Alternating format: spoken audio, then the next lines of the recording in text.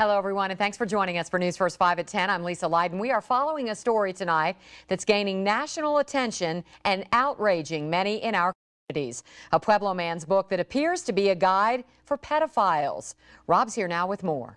Yeah, a whole lot of controversy, Lisa. There's no other way to describe this. This book is disturbing. We find out that the author lived right here in southern Colorado. We had to ask him why he wrote it.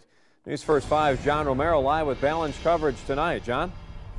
Well, Rob, this book has caused a firestorm, both online and right here at home.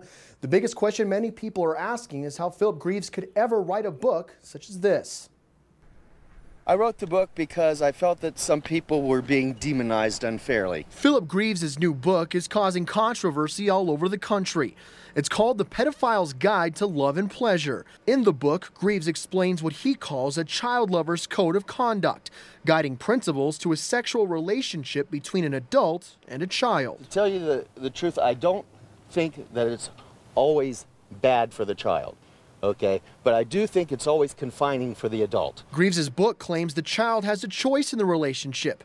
Ellen Cooney, the executive director of the Pueblo Child Advocacy Center, flatly disagrees. If you think about how we raise children, we raise them to obey adults. We raise them to do what adults tell them to do. So a child is really not likely to say no, even if they don't like something. She believes a book like this is, in effect, a handbook on how to abuse children. If we already have 200 children in Pueblo each and every year who we know that they're being abused because there's been a report, we don't need more assistance for people who are going to abuse those children. It's a guide to love and pleasure. It's not a guide to abusing children. As far as the legalities of such a relationship, Greaves thinks society is too harsh on pedophiles. If it was just something that the child didn't have any problems with, maybe a fine of some kind. And as for public opinion, it's something he's not concerned with. They're free to think whatever they want to think about the book. I'm sure they're going to think lots of bad things. I have all kinds of negative publicity on it on Amazon already.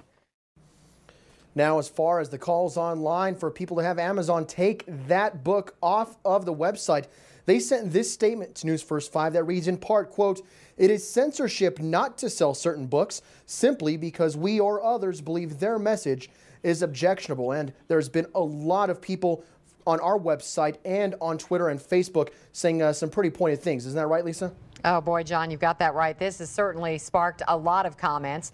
On our Facebook page, that's where we begin. Yeah, Mary Ann writes, Amazon says it's their right not to censor books. Okay, well, it's my right, she writes, not to shop at Amazon. We also took criticism for running the story. Sarah says, I don't feel that the news station had to ask him anything. Shame on our news stations. However, Shannon from Facebook writes, you air things that are happening in our community, people get upset. You don't air something happening, and once again, people are upset.